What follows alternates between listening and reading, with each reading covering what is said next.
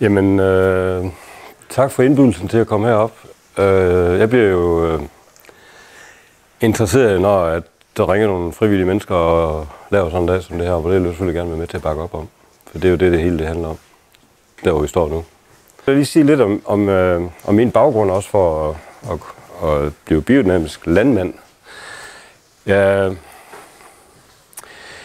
købte gården, altså jeg er egentlig tømrer, og så er jeg ingeniøruddannet og arbejder ved Brande Kommune i små 10 år. Men jeg tog mig selv lige at kigge på klokken lige ofte nok der, så tænkte jeg, at der er noget galt, hvis det ikke er sjovere, end at du skal se på klokken morgen fyraften. Og det er ikke fordi, der er jo rigtig mange spændende opgaver, men der var noget andet, der rykkede. Og der havde jeg købt en ejendom i 94, og her er vi så fremme i 97, 98. Der havde jeg lejet jorden ud, der er 34 hektar til den gård. Og der havde jeg lejet jorden ud til naboen, som er konventionel. Der havde han mælkeproduktion dengang. Og da jeg købte gården i 94, der var det egentlig stort for mig, at det faldt på plads, at det overhovedet kunne lade sig gøre. Så jeg stillede mig ud på marken og siger, tak, nu har jeg simpelthen gået ansvaret for det lille stykke jord her af alt på hele kloden. Det er mit ansvar, hvordan der bliver taget vare på det her. Og det vil jeg gøre bedst muligt. Men som situationen var, det hele, så blev det lejet ud til naboen. Og han sprøjtede, og han kørte kunstgødning på, og han kørte gylde på, og det der med det sprøjten, det havde jeg det rigtig dårligt med. Og jeg fik mere og mere lyst til selv at prøve kræfter med den gamle traktor, der stod på gården, og så selv kom i gang med. Og den fik chancen vældig op. Og vi fik afkortet, vi havde en 4-års aftale, eller vi fik så afkortet den, og jeg gik selv i gang i 98 med at dyrke økologisk. For det tænkte jeg, at det var fint. Jeg kendte ikke så meget, jeg kendte faktisk ikke, jeg vidste, der var noget af det biodynamiske, det var ikke noget, jeg havde også brugt såkalenderen lidt, den kommer lige tilbage til. Men det økologiske, det var også spændende. Jeg brugte konsulenthjælp til at der var en nabo, han har mælkeproduktion, og der kunne jeg sådan til importere en ret væsentlig del gylde, synes jeg. Og det var egentlig sjældent, jeg brugte alt det, som jeg egentlig kunne importere. For jeg havde egentlig dårligt med at kunne køre gylde fra hans over mit jord. Fordi at jeg ved, der bliver brugt ting og sager på de der gårde.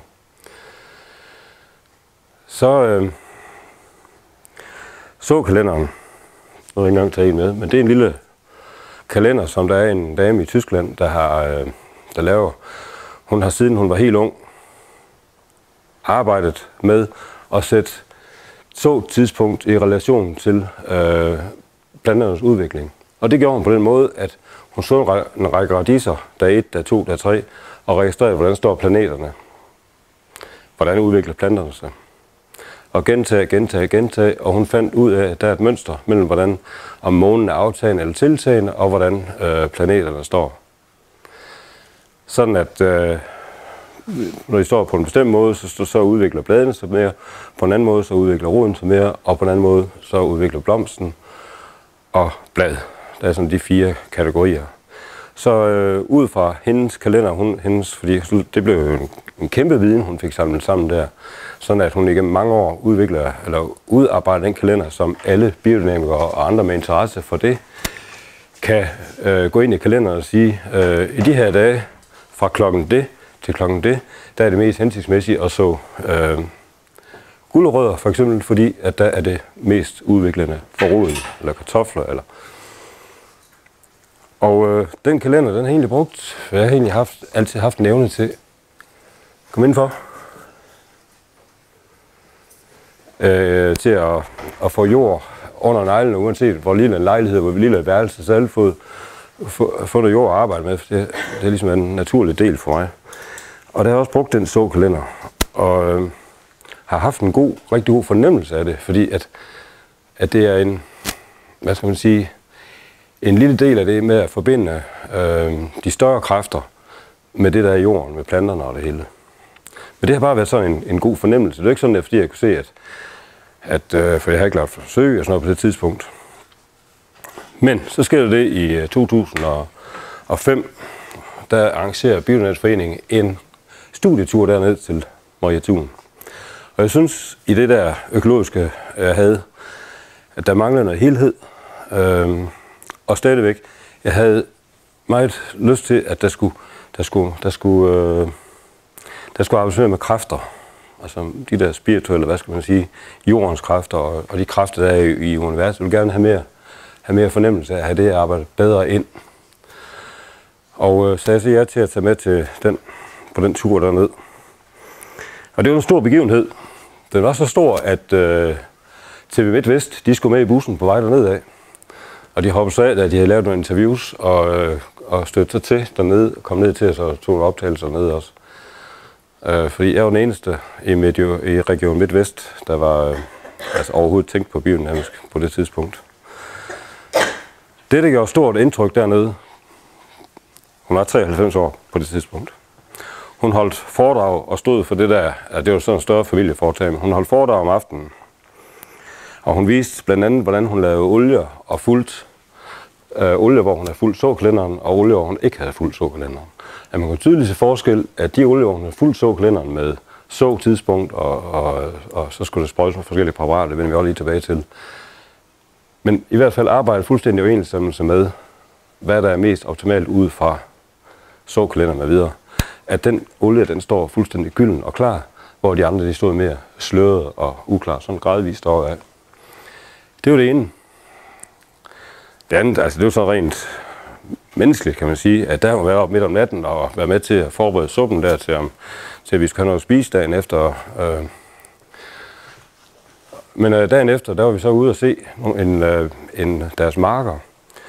Og der var blandt andet en bjergskråning, hvor de havde dyrket det i 3 år på det tidspunkt.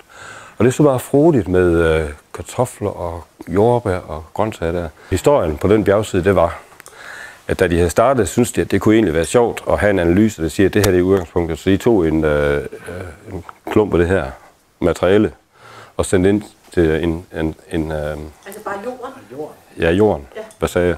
Materiale. Ja, materiale, jordmateriale. Ja, grunden til at se materiale, det var nemlig, at de fik det der jord, eller hvad det nu var, tilbage med den besked, at den der analysefirma der, de tog ikke analyser af klippe, de tog analyser af jord. Og det siger jo lidt om, hvad det var for et udgangspunkt, de havde.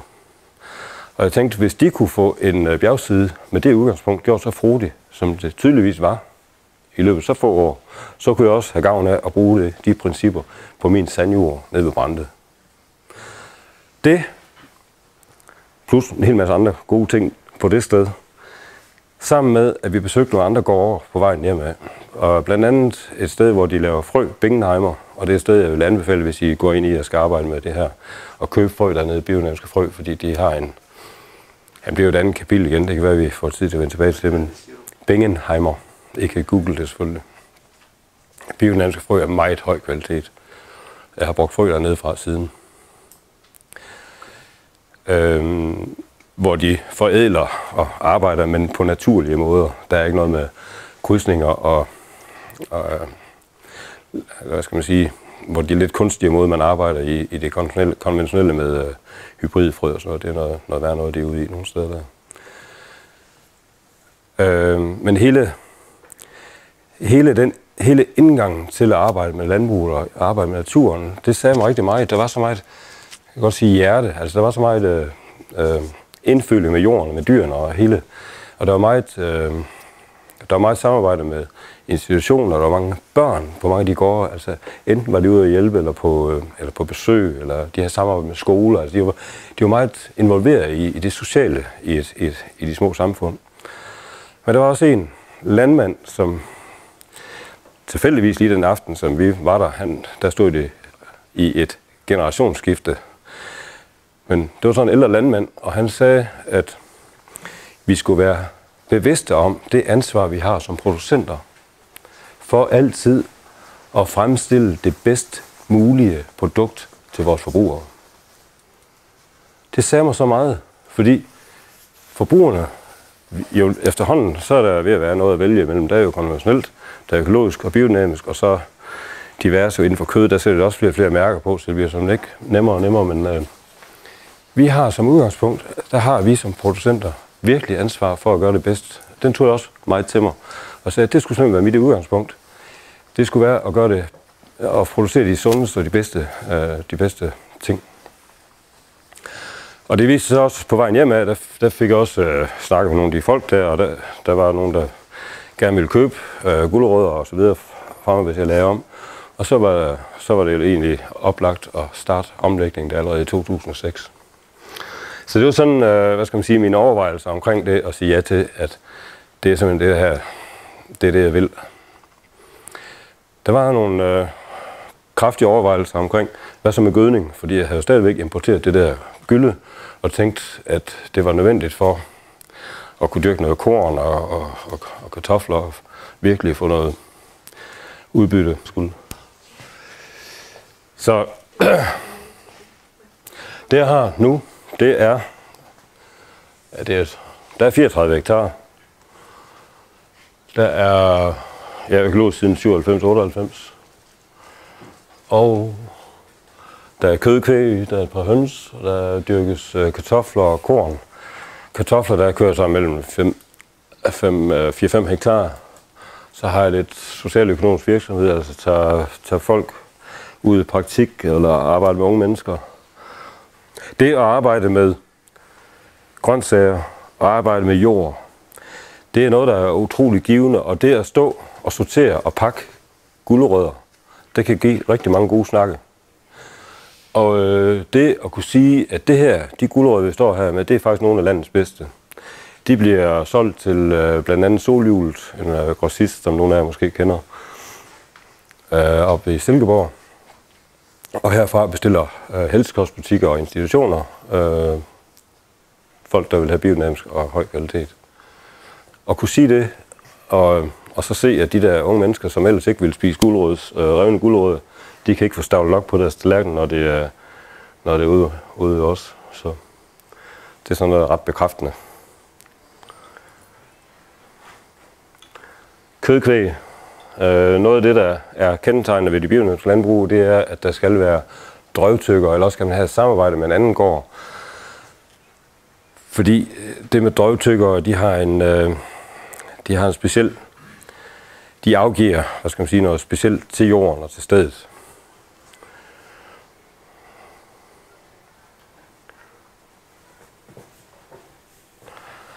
Gården ligger, beliggenheden, gården ligger herude, og så er jorden her og her, og så ud her. Så beliggenheden, den er rigtig logistisk rigtig dårlig, men det er noget, man må lære at leve med. Men det, der egentlig er vigtigt ved det her billede, det er, at det er tilbage i... Hvorfor er den dårlig, siger du? Det er upraktisk. Det er upraktisk, når du har... Den skulle simpelthen ligge midt på jorden. Fordi når du har gulerødder, og du skal have ud og hente 5 kilo gulerødder, det er døvs hvor langt rende herud for at hente dem. Så det er jo noget med at holde de der ting, som vi... Altså... Og dyr og så videre. Men der har jeg så fået lavet med dyrene. Fået lavet drivgange hele vejen rundt, og der er vandløb. Elsker min vandløb. Hele vejen rundt, faktisk, fordi det er et gammelt moseområde. Hvis man ser de gamle kort, så er det siv og så nogle enkelte sandbanker. Og sandbankerne, det er det, vi har her. Og de lyse striber her. Naboen sprøjter ikke lige op til de der vandløb? Jamen det er jo, det er herovre, der gør han for eksempel. Men her der er så heldig, at der er et stort moseområde. Men herovre, der han kører lystigt med, hvad han har. Men der er de afstande, det som der er krav om, og hvad kan vi gøre? Jeg har ikke grøntsager herude for eksempel, lige opad selvfølgelig. Jeg har grøntsager her hjemme omkring. Specielt på den der, og der er jo ikke noget. Men det er 2002, og der har jeg så dyrket økologisk. Jeg fandt et billede i luftfoto, der var taget i 98, hvor jeg havde gulerødder her. Og der var områder, hvor der jo faktisk... Det mindes jo, hvor svært det var. Fordi der var områder, hvor man faktisk ikke kunne se, at der var noget i jorden. Der var ikke nogen succes. Men så er det jo... Og selvom jeg fik sådan en mark som den her, selvom jeg fik gylde på, og så dyrker kartofler, så vil det stadigvæk være ude for at op på det sandbank. Og det er sand, det er altså virkelig sand. Det er sådan, når vi pløjer, at så minder det meget om en sandkasse nede i... Så vil det stadigvæk være små kartofler. Velkommen til. Og meget uensartet vækst. Der vil være plamage, eller der vil være områder med, hvor at pilurt, som I sikkert også kender som ukrudt, er fuldstændig overtaget en bygmarker for eksempel. Altså meget ude af balance.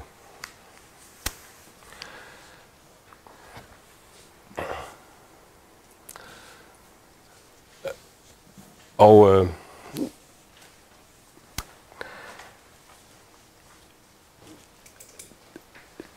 det er jo kun økologisk, men går lige et enkelt blik ind i det konventionelle, fordi det I har I mulighed for at høre meget mere om, når I Lone Landmand, når hun nu holder foredrag, hvordan de konventionelle de bærer sig ad, hvad der sker ved den måde, de bærer sig ad. Så det vil vi ikke bruge en hel masse krudt på her. Men noget af det, man opnår ved den måde, man dyrker på, kunstgødning, gylde, ubearbejdet gylde og sprøjte og intensivt uden sædskift eller noget. Det man får ud af det er, at man ødelægger jordstrukturen fuldstændig. Og det der sker, det er så, at man får det her erosion. Og det her, det er ikke engang slemt, men det har I sikkert set, selv når I kører ude af landevejene, hvordan jord kan være fuldstændig gennemhullet af de der regnskyld. Fordi jorden er ikke i stand til at optage vandet, og der er ingen struktur, så det vil bare skylle væk. Og igen her, det er så lidt traktose her, hvor de har kørt og stakket, og det er ikke engang nødvendigvis kun fordi de er stakket her. Det er noget, man kan se mange steder. Der sker nemlig også det, at når man fjerner den måde, man dyrker på, så ødelægger man humuslaget. Og I ved, hvordan man gør, hvis man ikke kan bruge en vibrator, man har sand, der skal pakkes, så gør man det vådt, så pakker det. Så behøver man ikke vibrator eller noget. Og det vil der ske på sådan en sandjord, det er nabo til mig, det der. Det der sker, når en sandjord den er fjernet fuldstændig, eller ødelagt, eller humuslaget er ødelagt, det er, at så kommer en masse vand, så pakker det.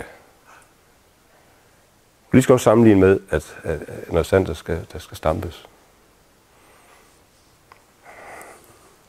Men så kører vi på nogle kæmpe maskiner, og flere løsner igen og pløjer dybere og dybere, men der er jo bare nogle grænser, og det er de også ved at indse. Og det her er jeg faktisk ikke klar om, det er økologisk, men det er sådan set lige meget. Det viser, det er en sandjord, der er ødelagt, den er fuldstændig, det er bare sand, og man styrer det med, enten så er det fået gylde det her, og det kan være kørt over med en dampmaskine, hvor man ødelagt frø, altså alt liv, og så kører man få noget gylde på, og vand, og styrer det fuldstændig. Men det, der er vigtigt at se, det er, at der er ikke rigtig noget jordstruktur. Alle de her allerede tilbage i 20'erne, der begyndte folk at blive bekymret over den industrialiserede landbrug, der allerede startede på det tidspunkt, hvor kunstgødningen den blev udviklet. Og der var der en antroposof. Altså den der kurve, det ved jeg godt, man ikke kan lave på den måde og sådan noget, men det er bare for at illustrere. Altså det er en lidt skæv måde at gøre det på, men det giver alligevel lidt mening. Men der var nogle landmænd, der allerede på det tidspunkt blev bekymrede, og de gik til en antroposof, som hed Rudolf Steiner. Rudolf Steiner, han har sagt rigtig mange kloge ting på alle andre områder i samfundet. Inden for skole og hvad siger du? Ja, opdragelse. Opdragelse, ja. Og jamen det er inden for alle områder simpelthen. Og der var der sådan nogle landmænd, der havde lidt dårligt med en udvikling, som de kunne mærke, at det er ikke godt det her. Og så siger de til ham, hvad gør vi for ligesom at sætte det i det lys og arbejde med det på en anden måde. Så holder han nogle foredrag der i 1924 selvfølgelig. Og giver nogle anvisninger, og det er faktisk de anvisninger, der ligger til grund for de principper, vi arbejder ud fra i dag. Der er selvfølgelig sket noget. Maria Thun med såkalenderen, det er noget, der er kommet til efterfølgende. Og så er der er også nogle andre ting, der er udviklet siden den. Men omkring præparater og så videre, det vi bruger der, det er fuldstændig det samme. Hvad kaldte du såkalenderen? Det er Maria Thun, der har udviklet den, og det hedder bare såkalenderen. Hvad betyder det der Demeter, eller hvad står der? Det betyder, Demeter-mærket, det betyder, at det er biodynamisk godkendt. Så når Demeter-mærket er på et fødevareprodukt, så er det simpelthen dyrket på en gård, der er Demeter godkendt. Og det er Demeter-forbundet, der godkender, og det skal opfylde bestemte krav. Og det vil sige, at for uden økologisk kontrol, så har jeg også en Demeter-kontrol, som vi så selv betaler. Men det mærke, det er noget, vi skal øve os i at få udbredt. Jeg kan i hvert fald love jer, at det er efterspurgt i blandt brand makers, eller hvad det er, fordi man er ved at være klar over, hvor meget styrke der ligger i den. Så den bliver simpelthen, de bruger faktisk ret store ressourcer på at holde den beskyttet. Men i industrialiseringen, der er jeg også med det ene eller andet, og kunstgødning. Kunstgødning, som mange landmænd synes, det er jo et fantastisk produkt. Vi får jo nogle vældige produkter, og de bliver store, og vi dyrker mere, end vi nogensinde har gjort før. Og det konventionelle landbrug, som jeg kalder kemisk landbrug, det er jo bare vokset og vokset. Og i takt med, at det vokser, der kunne man koble en anden kurve på, der hedder forurening af drikkevand, forurening af jorden, og man kunne også sætte en kurve på, der hedder udgifter til sygehusvæsen, sundhedsvæsen. Man kunne koble rigtig mange kurver på, som stiger her. Og det skal man lige huske, når vi snakker om, at der er nogen, der siger, at det er dyrt at købe økologisk. Det er dyrt at købe biodynamisk. Men man skal lige tænke på de udgifter, vi kobler på. Det andet der. Vi skal lige tænke på de der, som regeringen er i gang med. Nå, nu skal jeg også være opføre mig ordentligt, men der er altså, der bliver bare smidt efter i et kæmpe sort hul, som allerede er dødsdømt for længe siden. Og det vi efterlader derop, det er sådan en jord her til vores efterkommere. Det er ikke andet, det er så klart. Og det kan vi lige så godt gøre os klart, at vi ødelægger jorden på den måde, som vi dyrker der. Mere og mere kemi, mere og mere styring, større og større maskiner, mere og mere avanceret kemi. Men igen, Lone Landmand, det skal hun nok tage sig af og fortælle mere om det. Så sker der jo så det, at der er nogle få landmænd, der arbejder med det biodynamiske. Og i 80'erne, der opstår et stort ønske fra forbrugerne om, at vi vil have noget økologi, vi vil ikke have det der, vi vil ikke være med til det her gift mere. Så det sker egentlig det, men vi vil ikke det der mærkelige biodynamisk. At der skete, alle de der åndelige ting også. Sådan noget. Der var nogen, der kunne se, vi har nogle muligheder, der er noget økonomi i det der økologisk produktion, men vi vil ikke have det der, det spirituelle og de kræfter og alt det der. Det vil vi ikke have med. Så der skete en adskillelse der, og det gjorde måske, at der var flere, der havde lettere ved at forholde sig til den giftfrie. Så kaldte man det bæredygtigt. Og det er så ikke det, man kalder bæredygtigt landbrug i dag, men altså, det var det man stilede hen imod. Altså bæredygtigt, man bruger ikke sprøjtemidler, og man bruger ikke kunstgødning. Dyrene skal have det bedre. Men økologerne bruger jo stadigvæk de konventionelle risgødning. Ja, lige præcis. Lige præcis. Er det der, det skiller sig? Ja, der skiller det blandt andet. Okay. Der skiller det blandt andet. Og det er nemlig noget, jeg synes, der er rigtig vigtigt, at vi får mere fokus på, at det faktisk er tilladt at importere. Fordi stadigvæk, når vi ved, hvad der bliver smidt i af penicillin og skidt og sager der, i de konventionelle, og så kommer det bare ud på det økologiske. Og det er faktisk ret store mængder, de må bruge, ikke også? Og hvis så grøntsager, det går lige direkte, ja, og det ryger lige direkte i altså salat og gulerødder, ikke også? Men resultatet, det bliver så også, at de får nogle gulerødder, der ikke har holdbarhed, og der ikke smager noget. Men det er sådan en anden. Men folk, de køber, der er ø-mærke på, og alt er godt. Men det er ikke godt alt. Vi er kommet et rigtig vigtigt skridt i kraft af det økologiske, bestemt. Men vi er slet ikke langt nok. Så sker der også,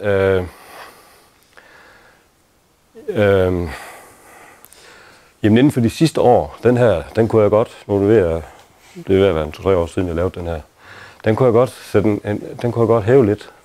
Fordi der sker faktisk en rigtig god udvikling i tiden. Der er kommet nogle store kvægbrug, der har lagt om til biodynamisk, for at producere biodynamisk mælk.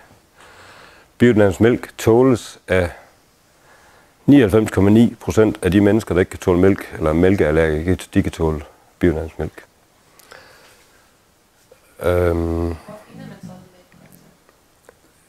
Jeg mener, at Føtex er gode til at have det. Men spørg der, hvor du handler. Få dem til at... Menu har også haft det, havde det i starten. Men jeg mener Føtex her i Herning. Men jo flere, der spørger efter det, jo mere tilbøjelige er det til at få det ind i butikkerne. Så vi er inde i en rigtig god udvikling. Og det der også sker, det er jo, at kokke finder ud af, at skal de have kvalitet, så skal de have biodynamisk. Og det er kød, og det er grøntsager. Og det er jo ikke fordi, det er biodynamisk, det er fordi, de skal have kvalitet. Avlerne nede i Frankrig, dem der virkelig laver kvalitet, de bruger de biodynamiske principper, det står ikke på flaskerne. De bruger det bare, fordi de ved, at det er den måde, de får det gode vin på.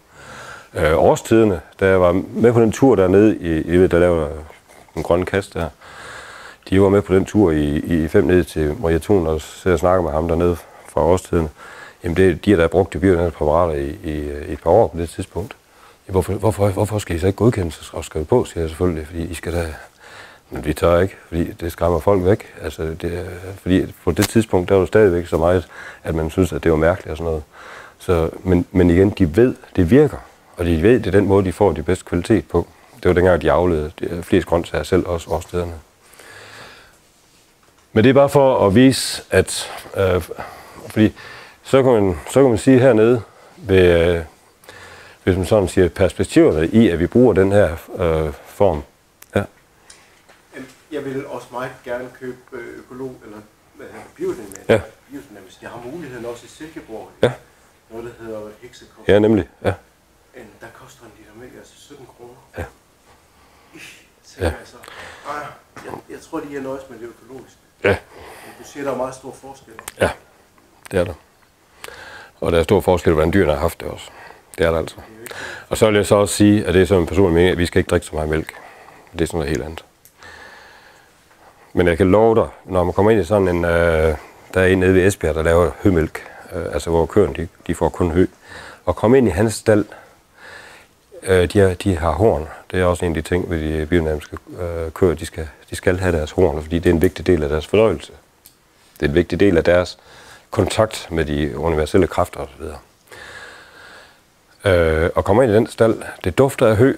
Jeg så ikke en, der havde rifter, og ellers normalt de her horn, så ville der være rifter på de andre, fordi at de stanges. Der var sådan en ro og sådan en balance derinde, så jeg har ikke oplevet noget lignende andre steder. Men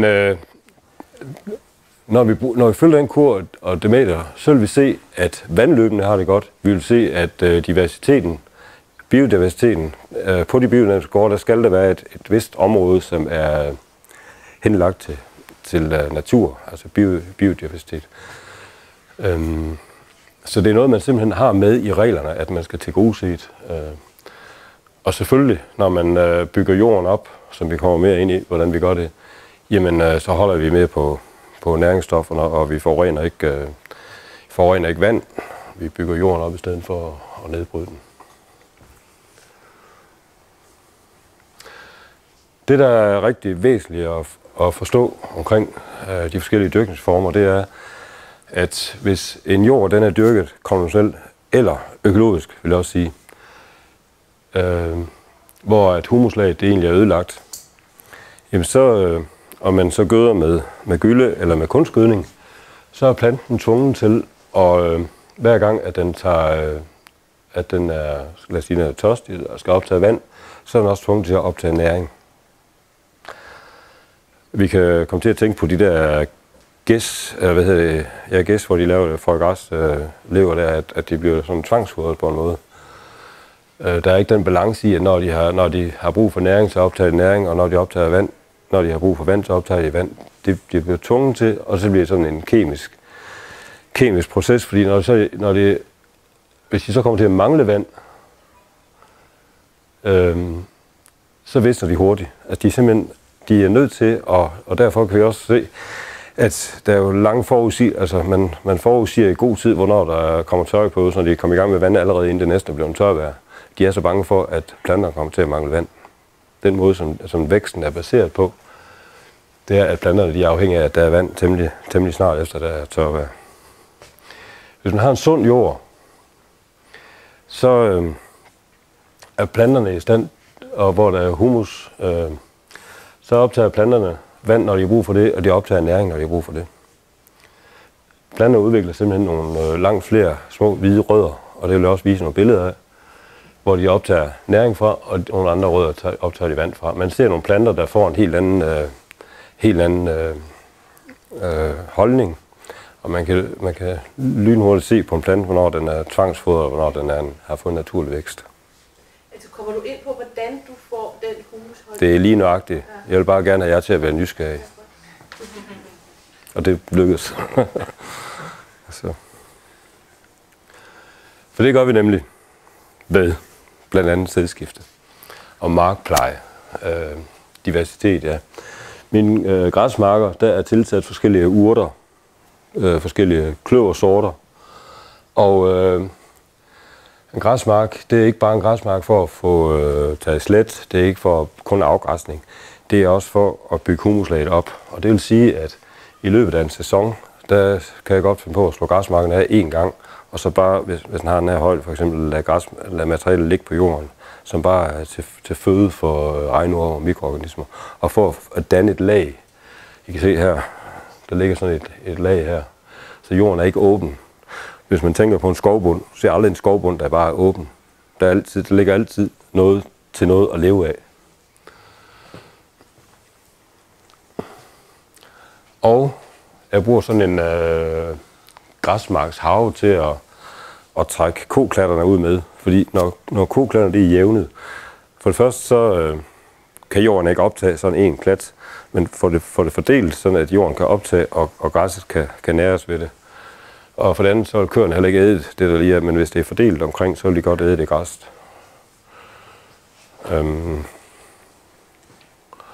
Og der afslåning af sådan en græsmark, og lade det bare ligge. Og her i stedet, hvor der ikke er slået af, hvor det danner sig mos, det er jo ikke ret meget. Altså i naturen vil altid komme med en eller anden form for liv, men det er jo ikke, der er jo ikke rigtig tegn på ret meget regnordsaktivitet. Noget er der jo, men det er den der, hvor der ligger bladmateriale, som man ligesom skal tilstræbe.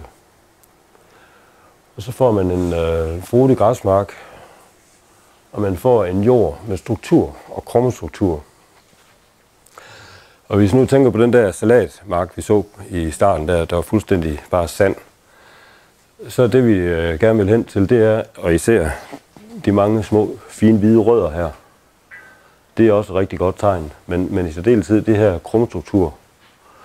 Jeg husker i starten, der skulle jeg med på en studietur ned i nogle mennesker, som arbejder med jord. Og det her med krummestruktur, det var der jo ligesom en ny i at have fokus på det der, inden for det biodynamiske. Og vi skulle tage en jordprøve med, og jeg gik ned på marken, og tog spaden med ned og tog ned. Og jeg stod bare fuldstændig skarp. Så det her, det er bare godt. Men det var så det modsatte, da jeg lige fik lidt mere indsigt i, for det skal faktisk være smuldrende og let. Sædskiftet. Jeg har 2-3 år med græs, og så kan det være kartofler eller havre eller byg efter det græs. Og det der, det er en havremark, og det eneste, jeg gjorde ved jorden efter græsset, det er pløjt og så et havre. Og jeg gjorde faktisk også de erfaringer, dengang jeg kørte økologisk, fordi konsulenten sagde jo altid, at der skal gylde på de markplaner, som han lavede på det tidspunkt. Det fik så inden, fordi så prøvede jeg at lade være med at give gylde på halvdelen, og ikke gylde på den anden, og jeg kunne ikke se forskel. Og så læste jeg en artikel der et par år efter, at konsulenterne har fundet ud af, at man godt kunne lade være med at give gylde der på de græsmarker, fordi udbyttet blev lige så stort uden. Hvad siger du? Fordi? At korn kan simpelthen ikke udnyttes, når du har en god græsmark, og du pløjer den, fordi at en kløver græsmark, den samler så meget kvælstof, at det er fuldt ud næring nok til en god i forhold til omkostning. Simpelthen, og det er også fyldt med omkostning og tunge maskiner, og skal have dem ud på. Så det var en erfaring, jeg egentlig allerede gjorde dengang.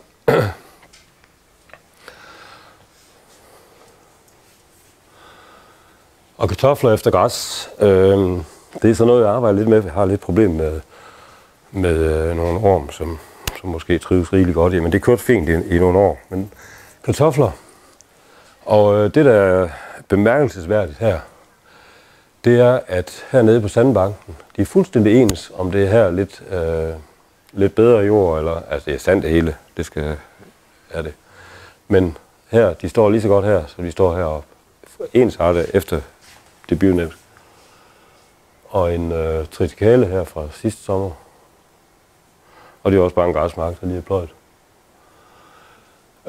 Kartoflerne skal vi lige gå lidt mere ved. Der er nemlig noget rigtig interessant omkring det. Er det rigtigt? Gå til tilbage.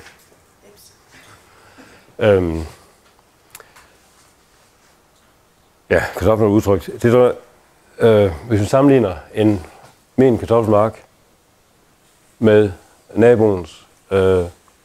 Det er en græsmark, der er pløjet, der er kørt igennem 3 gange med en stjerneålerenser. Det er alt, hvad der er gjort. Der er vandet en stjerneålerenser. Det er sådan en, der renser op af kammene også. Den er fantastisk effektiv. Det er bare for at sige, at jeg kører igennem rækkerne 3 gange. Den mark der, den er kørt igennem rigtig mange gange med sprøjter. Og der er vandet. Der er tonset vand ude på det der. Og jorden, den er splittet totalt ad. Men hvis du går ind og ser på bladene og bladens struktur, jeg ved ikke, hvad du har mest, altså bare udtrykket, hvad man har mest lyst til at spise kartofler fra. Men det er ikke noget, altså det er faktisk et ret stort område, det med planternes udtryk. Men det er noget, der er noget i, også når vi kommer ind og en kartoffelmark her fra sidste år. Skimmel, det er jo alt, det er jo et problem. Det kan være et problem for, når vi dyrker økologisk. Og det er et problem, når vi dyrker økologisk. Derfor skal vi have kartoflerne i jorden så hurtigt som muligt, for at få så lang en vækstsæson som muligt. Fordi skimmelangreb, det kommer derhen i juni-juli.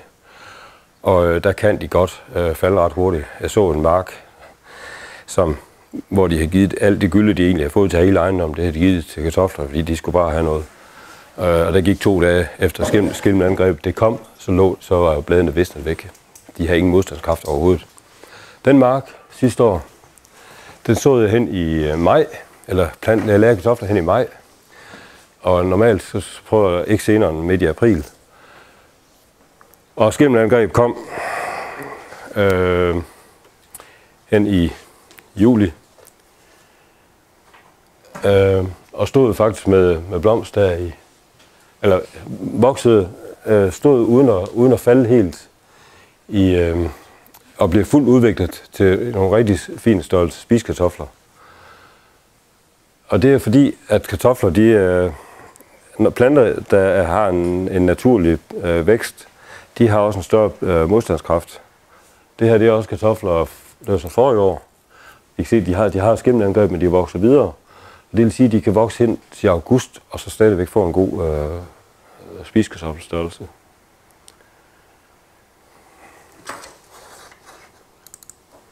Så har jeg en lille film her, hvis det virker. Det gør det nogle gange. Det gør det ikke i dag. Det gjorde det derhjemme. Jo. Ja. Jeg bliver nødt til lige at fortælle det siden af med.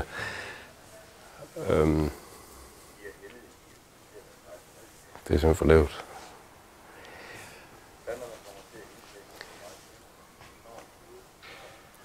Det der sker, det er,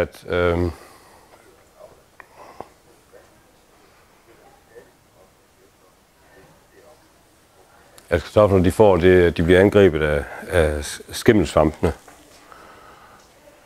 Men når vi bruger meget kompost i det biodynamiske, og det er med til at fremme jordstrukturen og livet i jorden. Det er faktisk noget af det væsentligste. Vi kører kompost ud. Hvad laver du kompost af? Det laver jeg den dybstrøelse, som jeg får fra køerne af. Ja, okay. Ja. Og det er så små mængder. Og de kommer så ned og er med til at aktivere det liv, der er i jorden. Og det er svampe, og det er alle mulige mikroorganismer. Der er enormt meget. Jeg kan ikke huske, hvor mange tons, men det er altså virkelig store mængder. Det er en fjerdedel af verdens biodiversitet, der er i jorden. Ja, det er helt... Det er ikke ret længe siden, det vi kom for. Nej, når det får lov. Når det får lov. Ja. Ja, det er nemlig rigtigt. Ja, det er rigtigt. Det er nemlig rigtigt. Men altså, vi tænker... Men det skal lige se. Vi skal lige se nu i bladene, der går der sådan en... nu kommer der skimmelangreb der. Så starter kartoffelbladene en produktion af koffeinsyre, som går op og omkranser skimmelangrebet. Og så er de faktisk i stand til at vokse videre. Det er det, der sker. Så de isolerer simpelthen angrebet på en måde. Men de er nødt til at være i balance, de er nødt til at være modstandskraftige. Så du kan ikke gå hen til en konventionel og sige, bare lad dem stå, det skal nok rette sig. Nej, de skal have en sund jord at vokse i, for at blive så sunde. Men det er jo en fantastisk iagttagelse at gøre, for det undrer mig, hvorfor bliver de ved med at gro? Bare fordi det er biodynamisk, det er jo ikke, altså, men der var en logisk forklaring. Der er ikke noget mystisk i det. Vi går ind og google de her ting. Det er noget, vi selv har, det er ikke noget, vi har læst. Vi har bare været et par stykker, der er interesseret i, for hvordan hænger det sammen, det her? Og så en levende jord, ja, altså jeg kan samle 10 regnord bare på en løbende meter efter kartoffeloptageren. Det giver et lidt indtryk af, at der er liv.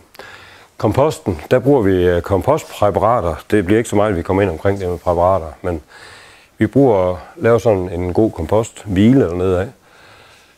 Kører igennem modsprederen, sådan at det er blandet godt, og tilsætter de der præparater. Det er noget kamillepræparat, det er noget brændenælde, og det er noget egebark og baldrian, som er fremstillet på forskellige vis. Og der er I hjertelig velkommen til at deltage i et kursus, hvor at man ligesom kommer dybere i, hvordan vi bruger dem. Det er ikke, altså vi kan simpelthen ikke nå at komme vidt omkring det, men det er en af de ting. Og det, der sker, altså det de gør, de præparater, det er, at de forbinder, de er fremstillet på en måde, så de har optaget energier ude fra kosmos, og de er så med til at give den energi til komposten. Og det vil sige, at det er meget små mængder af kompost, at der er nødvendigt for at gøre en gavn derude på marken. Når du pløjer din jord, hvor længe skal den så stå bar? Så lidt som muligt. Ja, okay. Det er simpelthen... Men der er ikke nogen regler? Nej, men det er nogle regler, som... Altså det er tiltrækket, men der skal aldrig være sort jord. Nej, nemlig, i princippet. Så er det jo også. Jeg synes ikke, man skal pløje. Nej, det er også... Men jeg ved jo, at I mener, at der skal pløjes, Nej. fordi det skal have et kosmisk stråle. Nej. Vi er på vej. Jeg har lige bestilt en ny maskine her også, altså det er med frejsning i den dybde, for at undgå pløjning. Det kan regnrummene heller ikke lide. Nej, men jeg er nødt til at have græsset væk for at så guldrødder. Altså, men der er rigtig meget spændende i gang lige nu. Også med direkte så? Ja. Her, I kan se en sandjord, det er udgangspunktet for en guldrødsmark. Og konsulenter har stået sådan her og sparket i jorden og siger, opgiv det her, det er jo ikke det at dyrke noget i. Og vi får de her resultater. Gulerødder, som smager, som har holdbarhed.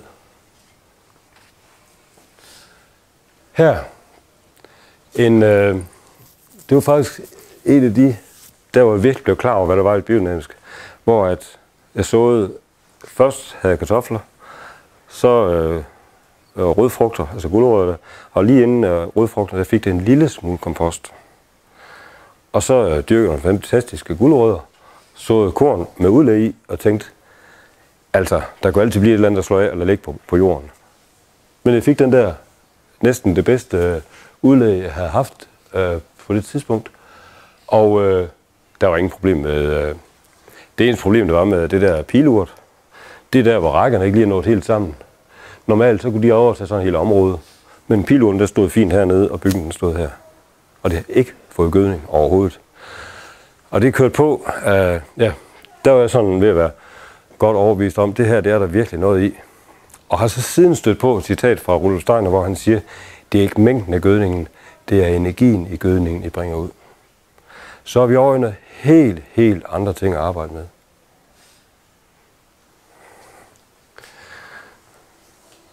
Og det giver mening, altså ud fra det, som jeg oplever med jorden. Og igen her en af en rigtig udpræget sandbanke, Kål, det skulle også være noget, som ikke rigtigt. Jeg havde en konsulent ude i 98, fordi jeg havde blandet en masse til kål, og jeg ville bare rigtig gerne lave grøntsager. Og hun stod og kiggede ud over det, og jeg havde ringet til hende, fordi jeg kunne se, at jeg skal have hjælp til det her, det ser ikke ret godt ud. Og så siger hun, det kunne jo også være, at man bare skulle blive ved det, man var god til. Og så sagde jeg tak for i dag, og så tænkte jeg, at det er nogle andre måder, vi skal gøre det på, og det blev så det biodynamiske. Kål. De der kål, nu er det bare, I kan se, de er sådan rimelig kraftige. I får nogle enorme blade, de der rødkål. Og i tørre perioder, det er nemlig en anden speciel ting. I tørre perioder, der sover de. De der kæmpe blade, de ligger bare nede på jorden. Så hen, sidst på eftermiddag, der rejser de sig op. Og ligesom de er klar til at modtage dukken. Og så kan man se om morgenen, der ligger sådan en perle af vand nede i bunden af bladet. Og de klarer sig. Og det er altså lange tørre perioder. Jeg har ikke vandet her, de her år, hvor der har været tørkeperioder, og har høstet nogle fantastiske kål. Sidste år, der var en, jeg har solgt kål ned til Kvickly i Brande, der var en kunde, der vejede den til 4,5 kilo, som spidskål. Og jamen det er, og grønkål, vi plukker.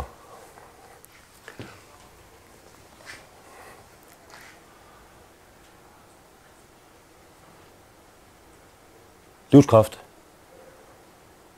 Og der forskes, men vi kan ikke nå, og det forskningen viser, Jens Otto Anders, der han laver forsøg med noget kobberopløsning, så han kan vise, at der er forskel på, hvordan at materialet krystalliserer sig, om det er biodynamisk eller det er konventionelt økologisk. Og der kan jeg bare sige, at det biodynamiske, det får en meget smukkere og meget mere ensartet struktur. Men det ligger også materialer på, I kan finde. Nu bliver vi snart jaget ud. Ja, jeg tænker på, har du nogle links?